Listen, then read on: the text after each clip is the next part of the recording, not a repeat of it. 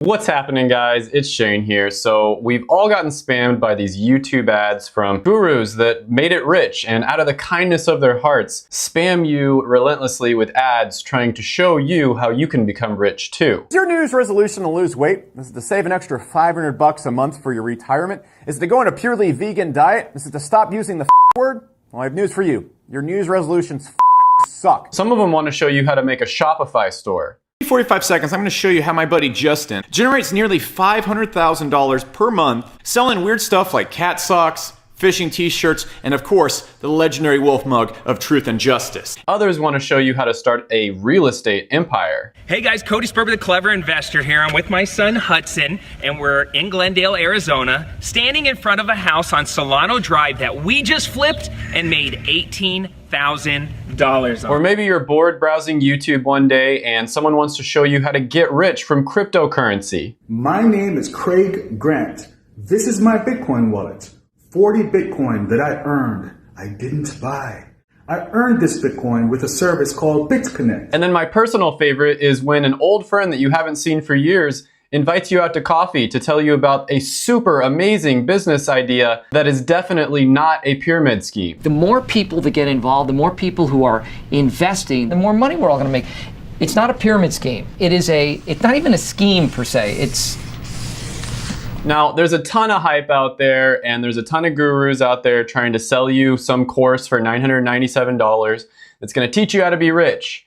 And what I want to do in this video is I want to break down the ones that are actually decent opportunities and then talk about the ones that are just complete scams and you're going to have a horrible time if you even try it. So the first one on the list is going to be MLMs, or multi-level marketing. Now, everybody knows that pyramid schemes are a scam. You know, they're illegal in the United States and several other countries. And if you get caught doing one, you could literally get sent to jail for 150 years. But what about multi-level marketing? I mean, after all, they are legal and they're compliant with the FTC. Well, technically, yes, they're legal. And if you ask any of these MLM companies, they'll throw all these statistics at you. And in their defense, it is very difficult to keep track of these statistics. But according to research by the FTC, 99% of MLM participants lose money. And let's talk quickly about a few things in this study. So it analyzed about 350 different MLM companies, and it only included the ones that were confident enough to actually release data. So these were basically the best MLM companies. Now, a second thing about the study is the term liberal assumptions was mentioned over and over again when it came to the data, which basically means that whenever it wasn't clear or whenever the data seemed to go off in one direction, they always gave the MLM companies the benefit of the doubt. So they assumed the best for the MLM companies. So for instance, if the operating costs of a participant in an MLM company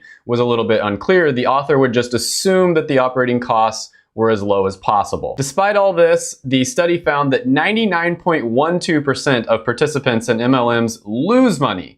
Not that they don't make enough or anything like that, they straight up lose money. And the craziest thing I learned when I was doing my research for this video is that MLM companies actually have a worse track record than pyramid schemes. That's right, back in the day when pyramid schemes were legal, you actually had a better chance of being successful doing a pyramid scheme than you do if you get involved with an MLM company. So even though they're technically legal, it's still a horrible opportunity. And it really blows my mind how many different people fall for these. I mean, I knew a person who I consider to be basically a genius. I mean, she was a doctor and she started selling for an MLM company. I don't know how they trick people into doing it, but the bottom line here is MLMs are F tier, guys. Definitely going into F tier.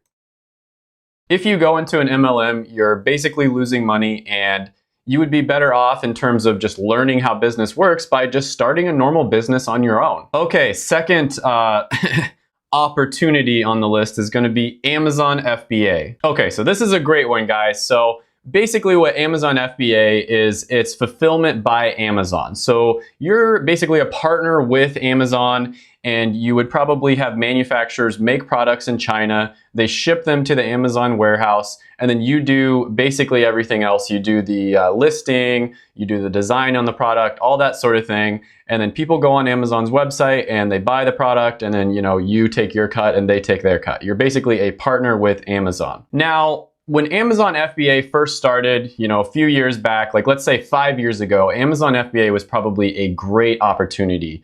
Something that you would be really good to get into. But these days, your chances of being successful on Amazon FBA are incredibly low. So according to Marketplace Pulse, out of the 7,890,000 or so people who are selling on Amazon, only about 206,000 of them are doing $100,000 in sales. That's about 2.6% of the total sellers on Amazon, which I admit is better percentages than if you get involved in an MLM. Now, anybody who's done anything in the physical product business knows that profit margins are very, very low. Usually, if it's a good product, it'll be somewhere around 10 or 15% in profit margins. And that's after you consider everything on Amazon that you have to do, including marketing budget, pay-per-click, buying the product from the manufacturer, shipping it, storage fees at the Amazon warehouse, the percentage cut that Amazon takes, etc., etc., etc. So let's be really liberal in our assumptions here. Let's be nice and say that they are getting a 20% profit margin. These people that are making $100,000 in sales are getting a 20% profit margin on their sales on Amazon. That's about $20,000 a year in profit, which is just above the minimum wage in the United States of America. So the top guys, the top dogs, the 2.6%, the elites of Amazon, the total badasses on Amazon are making $20,000 a year, which is just above minimum wage. Now, I already know some people in the comments are gonna say, well, a lot of those sellers aren't active anymore, and they're gonna say, well, maybe some people have multiple stores and all that sort of thing. And I get it. Of course, these numbers are not going to be completely accurate, but they can't be that far off. I lived in Las Vegas and I actually knew a guy who sold over 10 million on Amazon, and he told me, because I was interested in it, to stay away from Amazon because when he started Amazon FBA, first of all, he started it right when it was at the beginning, and he had a background in the physical product business. So he really, really knew what he was doing. And he told me all about some of the tactics that some of these successful sellers are using on Amazon, and some of these tactics just blew my mind. I mean, let's not even talk about the fake reviews. I mean, Amazon has tons of fake reviews all over the place. And it's to the point where if you don't do fake reviews, you actually can't even compete. Some of the other tactics he told me about were how they would make multiple stores. So you'd make 10 or 15 different stores when you found a product you thought was good, and then you just flood the market with all those different stores to make it look like there were a ton of different people who were selling that product and it was saturated,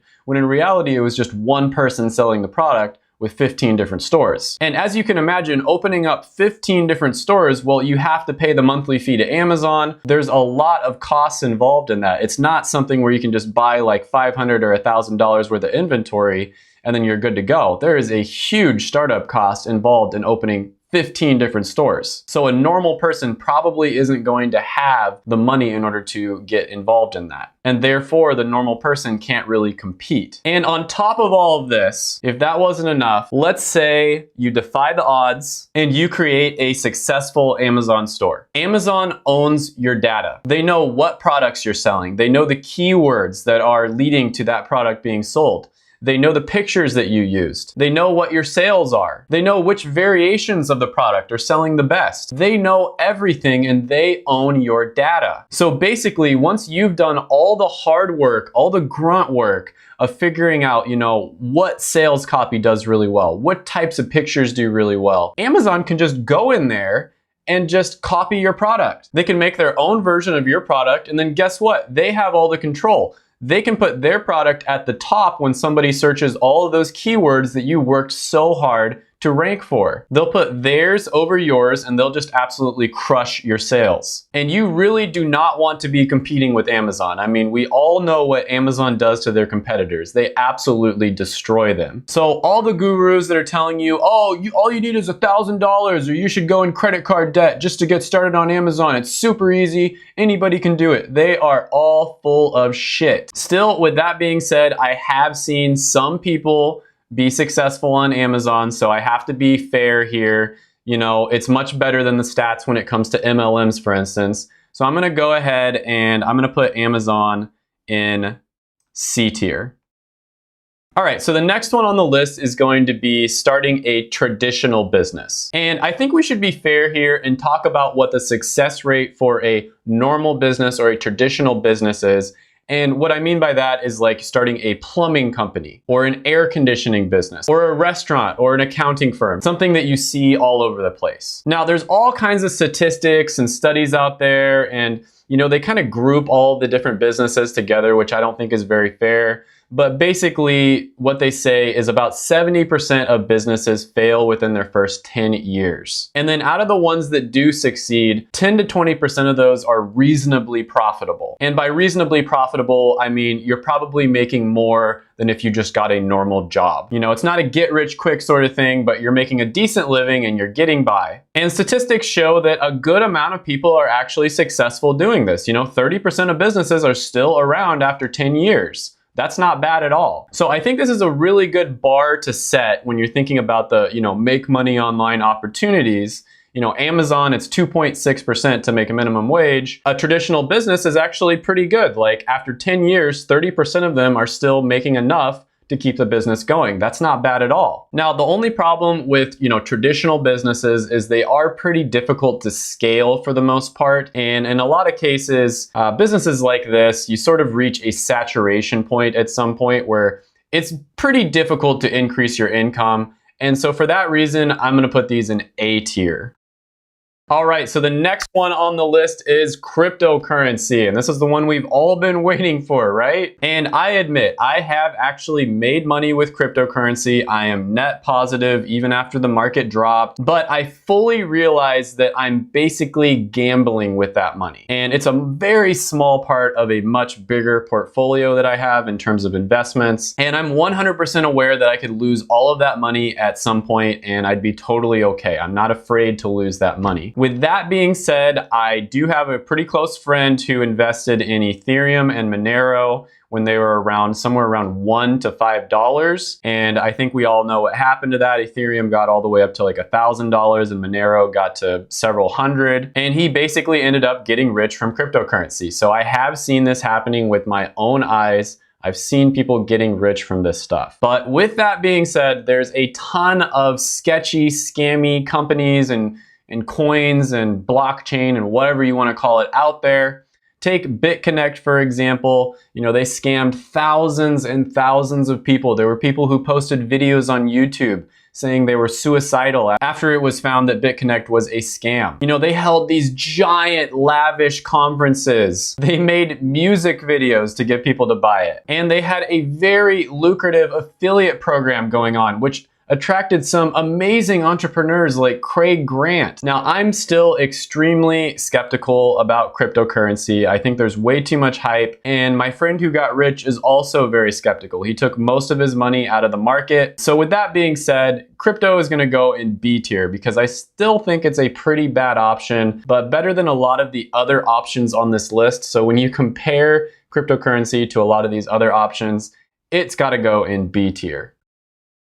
Okay, so the next one on the list is going to be startups that solve a real problem. And by that, I mean a company that solves a big problem or they make an existing service better. Think Uber, Venmo, think a lot of the companies that you see on Shark Tank, for instance. So it's not a traditional business like a plumbing company or something like that. Now, the success rates and statistics for companies like this they're really tough to see, but it's pretty widely accepted that 9 out of 10 startups fail, and out of the 10% that's left, who knows how profitable they actually are, as about only 30% or so of successful businesses have over $100,000 in sales, which, as we talked about before, has nothing to do with profit. But like I said, it's really difficult to actually calculate this because a lot of these startups will actually get bought out by bigger businesses, which technically means they failed. So it's just very difficult to get accurate data. Because if you get bought out by a bigger business, that's actually a very good thing. So the point here is there's not that many that are successful, but the ones that are successful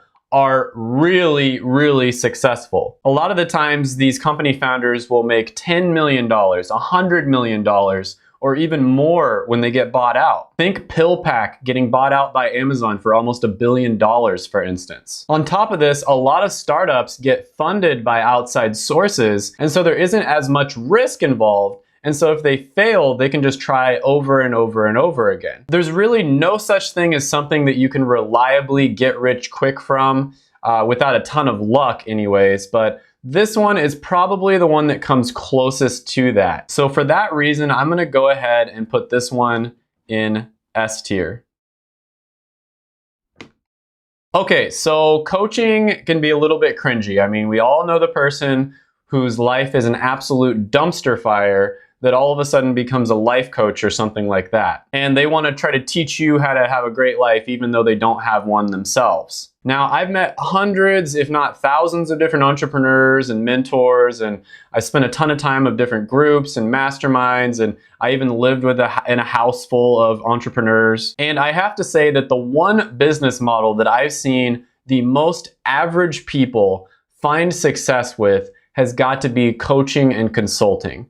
And they're very similar, but I'll explain the differences here in a minute. But quickly, let me explain what I mean by average. So average intelligence is not a business genius like Elon Musk. You know, they don't have a ton of business experience, because if you had a ton of business experience, you wouldn't be average. You don't have some kind of unfair advantage, like they have a lot of money coming in from their parents, or they have some kind of investor in their family or one of their friends that's giving them a ton of money. They don't have another advantage like they're mentored by a world-class entrepreneur like frickin' Tony Robbins or something like that. This is what I mean by average. You know, I've seen more average people become successful using this business model than any other one. So the differences between coaching and consulting basically means like what niche you're in. So if you're health, fitness, you know, mindset sort of niche, then you're probably going to be a coach. And if you're in a business or information type niche, then you're going to be a consultant. But they both basically do the same thing, which is they identify a painful problem that a bunch of people in a particular group are having, and then they figure out how to solve that painful problem. A great example of this is one of my favorite channels, which is DSLR Video Shooter. And he basically teaches people how to use their cameras, how to make really good videos.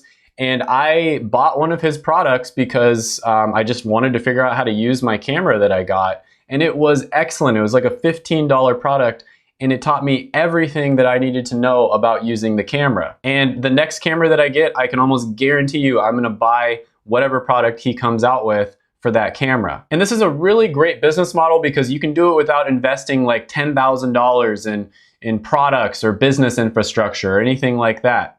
And then you can decide when you want to scale. You don't have to worry about inventory. And I've really seen a ton of average people become successful using this business model, just teaching people how to do things that they're passionate about themselves. This one is definitely S tier. You're not actually going to get rich quick. Nothing is guaranteed unless you get super, super lucky in terms of getting rich quick. But this one is pretty close to that. It's the one that's the closest and the most realistic. Next one on the list is going to be Shopify. Ah, yes, you've probably seen the 300 different channels from 17-year-old high school dropouts who are making $50,000 a month in their first month on Shopify. And being a 17-year-old with the infinite wisdom and the kindness in their heart that they likely have with all those hormones coursing through their veins, they decide to teach everybody else how to do the same thing. So this is probably the hottest niche in e-commerce right now. I mean, so many people want to become Shopify millionaires, and it's just so attractive. I mean, think about it. A lot of people watching YouTube are probably introverts, and you know, you just build up a quick store, you run some ads to it on Facebook, you sell a hot product. You don't even have to buy the product first. And you can just live in your mom's basement forever, just watching that money roll in, and you don't have to learn social skills or interact with other human beings or any of that crap. I mean, this is just a dream business model for an introvert, right? But here's the problem, guys. Let's think about this logically for a second. Now, there isn't much hard data out there about the success rate of Shopify stores, but Reddit and YouTuber Rules for Rebels posted about how out of the 1,139 people that started a Shopify store using their affiliate link, only 2% still have an active store. And this was just after a few months of posting the affiliate link. So within a few months, 98% of them failed. Now, looking back at our baseline numbers for like a normal business, 30% are still around after 10 years. So conservatively, let's say 1% of Shopify stores are still around after 10 years. Now, out of those that are still around, let's be really nice. Let's think back to the Amazon example. And let's say 10% of them are making $100,000 in sales. And then there's a 20% profit margin. Let's be really nice and let's say 20%. So they're making about $20,000 in profit. So if we're being really nice, you have about a 0.2% chance, conservatively speaking, of making $20,000 a year, which is just above minimum wage. But let's just use a crazy extreme example here and say you get incredibly lucky, you find a product, you sell $1 million a year, that means you're making $200,000 a year. If you can build a store like that doesn't require any personal branding or anything like that, there's not like a personal brand, like a person who is selling the product. Anybody else out there can go and just copy your store and do the exact same thing. There's no barrier to entry. And think about this, when the supplier on Alibaba, the person who actually ships the product to whoever ordered it, sees that you're selling like 1,000 units a week, they're gonna look into it and they'll probably just cut you out completely after a few months and start selling the product themselves. And there's tons of software out there for this that allows people to figure out how much you're selling. And someone on Amazon is gonna find out you're selling a crazy amount of this product, and then they're gonna post it on their Amazon FBA, which is 1 to 2 day shipping versus the 1 to 2 week shipping of Shopify. And of course, Amazon is just gonna blow Shopify out of the water. So the thing about Shopify is it's usually like seasonal products or just products that got super hot all of a sudden because it's, on a show or something like that. And after a few months, they just die. And so you'll start a store, and if you get super, super lucky, it'll do well for a few months, and then they'll usually just die. And even if you do happen to find a product that is good for years and years, someone is gonna use this fancy software, they're gonna find it, they're gonna copy your store, and then they're just gonna blow you out of the water. Shopify might be the absolute worst business model on this list because, at least with Amazon, if you do build a successful store, you have a brand that people can recognize, they can trust, and they can buy from that brand. And then you also have a ton of traffic on Amazon. So if your product goes out of style or Amazon kicks you off the platform, technically there's a ton of people who know your brand and you can just make your own store and your own website. But with Shopify, you don't really have a brand. It's just a quick web page that you're throwing up, has an offer for a product that everybody else is also selling because everybody knows how to find products on Alibaba. So Shopify is basically like below F tier. It's basically like F- tier, but I'm just gonna put it in F tier. It's the worst one on the list so far, except for maybe MLMs. MLMs might be a little bit worse, but it's close, it's close. Okay, next on the list is going to be day trading, and this one is gonna get a ton of hate. I probably see 100 thumbnails a day with some guy smiling, sitting in front of a computer with a bunch of green and red graphs on it, claiming that he can teach you how to trade during the day and make a ton of money. Well, it's a well-known fact that about 90% of day traders lose money. Not that they don't make money, they actually end up losing money. Some studies say that it's even worse than 90%. Some say it's more like 95% or above. So you would be much better off just getting a minimum wage job. On top of this, you often have to pay whatever brokerage you're using fees in order to trade. And then even if you do have a successful trade, you enter it like $1 and you exit at $10 or whatever it is, you have to pay what's known as short-term capital gains taxes, which is a lot more than if you held the stock for 1 year or more. Trading is also extremely time consuming and it takes a ton of skill to even be decent at. On top of that, you have to sit at a computer all day long, monitoring real-time data with expensive software and then make extremely stressful decisions based on your assessments. You might make $5,000 before lunch and then you lose $10,000 before dinner. Then you go to the movies and you found out you lost another $5,000. Depression and anxiety is extremely common among day traders, And there's a reason for that. And you could potentially get lucky here. And a lot of beginners do get lucky when they first start. But you have to know that that was just luck, and you better get the heck out with whatever you won. Day trading is going to go in D tier. Next one on the list is going to be penny stocks. Now, penny stocks is basically like day trading, but it's even worse. And the reason for this is because these small companies you're investing in when you buy penny stocks aren't as regulated as bigger companies. This means that the markets for these smaller companies are just full of manipulation and shady tactics. There's lots of pump and dump schemes. There's fake media campaigns for these small companies. So many different shady tactics are used to make you think that there's some hot stock that's about to go from 2 cents to $5 and make you rich. Penny stock trading has even worse stats than day trading, and I think it easily deserves to be in F tier. That's right, penny stocks go in F tier, right there with MLMs, Shopify. I really can't decide which one is the worst. All right, next one on the list is going to be a service-based online business.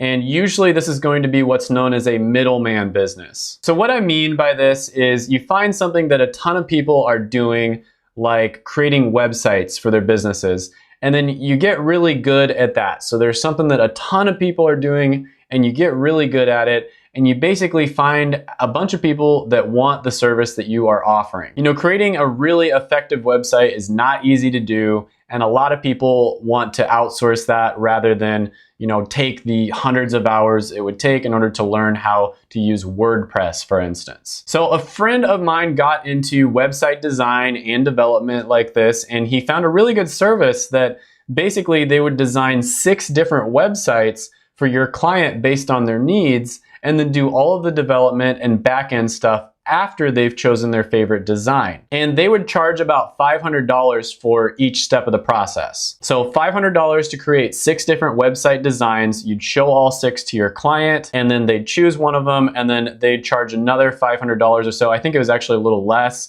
in order to actually create that website, do the development and the back-end stuff on the website itself. And these websites were excellent. We're talking like awesome A++ tier, maybe even S tier level websites.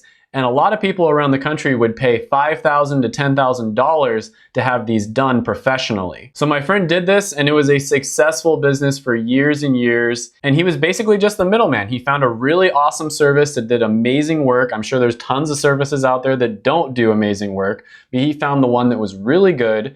And then he basically was just the middleman between this amazing service and all the people that wanted the amazing service. So he just did the marketing and stuff. Another friend of mine did a very similar thing with search engine optimization, which is basically the process of showing up really high when someone searches a particular phrase or term on Google. And if it's a big enough niche, you can just cut out the supplier, hire your own employees, and complete the service yourself. But the great thing is you don't have to do it in that backwards order where you hire people not knowing whether you can actually, get a bunch of people to pay for it. You can just be a middleman, validate that there is a ton of people in the market willing to pay for this service, and then you start your own business. Now, don't get me wrong, your chances of success are still pretty low here.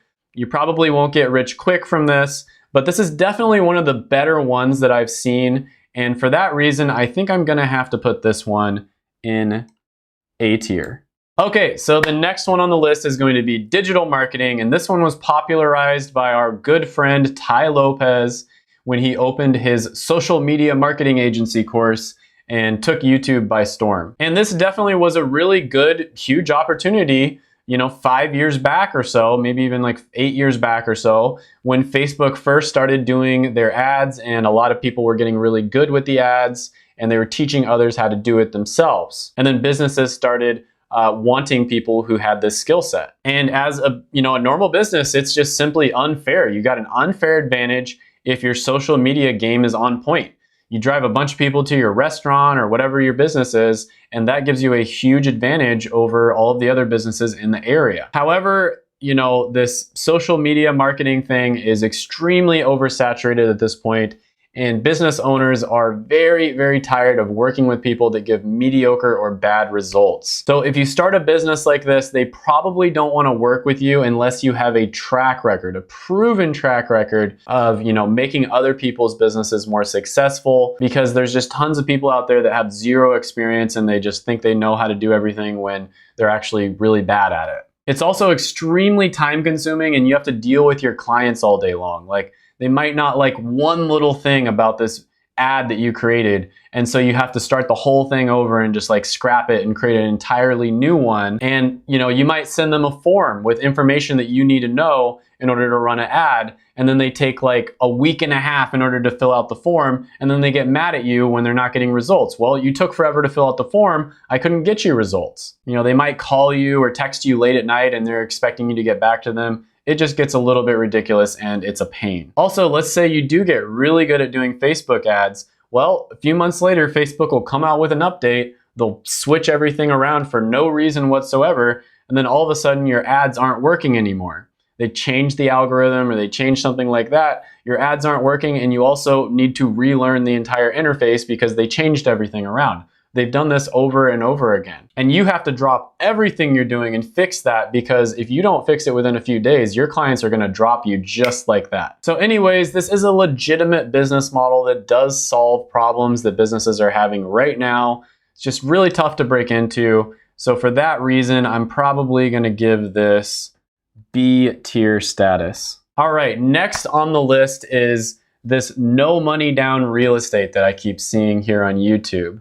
Now, real estate historically is a fantastic investment. In my opinion, it's one of the two best long-term investments that you can make. And after 2008, the crash around 2011 or so, a bunch of people got extremely rich investing in housing. And because of that, a ton of YouTube channels started. They were trying to teach other people how to get rich investing in real estate as well. And like I said, for a long-term investment, if you know what you're doing, real estate is great. It is amazing. If you get a good deal, you're going to be set. But short term, it's a very mediocre investment. And almost 70% of millennials regret investing in real estate, for instance. Now, some people on YouTube say that you can invest in real estate with no money down. And in my opinion, anybody who says this is wrong. You need money to make money, and from everybody I've talked to in my experience, no money down real estate is a bad idea. Different areas of the country are also much better for investing. Some areas are pretty bad, and then some areas are absolutely amazing. It's also a ton of work. If your tenant's washer breaks down, you gotta go fix that in the middle of the night sometimes, or you gotta go get a new one. And so a lot of people end up hiring a property manager, but of course, when you hire a property manager, that means you're not making as much from your investment. So I really think it's a better idea to buy houses wherever you're living, assuming that the place that you live is a place where investing in real estate is profitable, and then just manage the tenants yourself. But then you have to deal with background checks, late night calls to fix stuff, tenants trashing your property, all sorts of other things that are not fun and take up a lot of your time. So basically, real estate is a great investment and a great opportunity. It's a ton of work and you can get rich slowly from it, but it's definitely not a get rich quick scheme like a lot of these YouTubers make it sound. It might have been pretty close to that back in 2011, but the housing market has recovered and it's not like that anymore. So for those reasons, I'm gonna go ahead and put that one in A tier. All right, so next on the list is becoming an influencer. So what do I mean by this? I mean starting a YouTube channel, starting an Instagram page, something like this. Gary Vee talks about this all the time. You need to be creating content every single day. You need to be putting out as much content as possible. So there's a ton of cringy courses out there trying to teach you to start a YouTube channel or a blog or an Instagram or something like that. And there's a ton of snake oil salesmen that will tell you you can make a ton of money with a small channel within a month. It's not true. It's just not true. They'll use examples like Janelle Eliana, who grew ridiculously fast and got like 1 million subscribers in a month or something like that. But that is seriously like winning the lottery. That almost never happens. Now, if you're willing to work really hard for like 3 years and you're really smart about the type of channel that you make, this can be an incredible opportunity. I mean, YouTube hasn't been around for long, and this is one of the only times in human history where you can go from an absolute nobody, you can choose yourself instead of having to be chosen by somebody else, and then create your own destiny and build your own business. Other times in history, you would have to be chosen by somebody, or maybe get really lucky or be born into a rich family in order to do something like this. And you can basically make a living just talking about whatever you're passionate about and helping a lot of people at the same time. And I think that's pretty cool. This one is a great opportunity, but if you think you're gonna get rich overnight, you're wrong. It'll probably take like 1,000 days and tons of hard work. Then you might be able to make a good living on YouTube or one of the other social media platforms. But with that being said, I am gonna go ahead and put this one in S tier. The next one on the list is the lottery. And speaking of getting lucky, let's talk about winning the lottery. I'm pretty sure that you all know this, but your chances of winning the lottery are extremely low. We're talking about 1 in 14 million or somewhere around there. And you can probably tell that those are pretty bad odds, and you'd be better off just keeping your money for yourself or investing it or basically doing anything other than that. Still, if you type in how to win the lottery on Google, there are people that claim that they have a 6-step system for winning the lottery. I mean, I can't even make this stuff up. It's that ridiculous. For every get-rich-quick scheme or thing out there, there's always some fake guru trying to sell you the secret method to get into it and get rich quick. This one is clearly F tier, guys. You're basically just wasting your money if you do this. I mean, if you want to do it just for the, shits and giggles, just as fun, that's one thing. But in terms of getting rich quick, this one is awful. It's F tier. All right, so the next one on the list is pretty great. We've talked about becoming a consultant or an influencer, and those are legitimate business models that you can make money from. Unfortunately, this is a relatively new industry with all the technology we have. It's only been around for about a decade.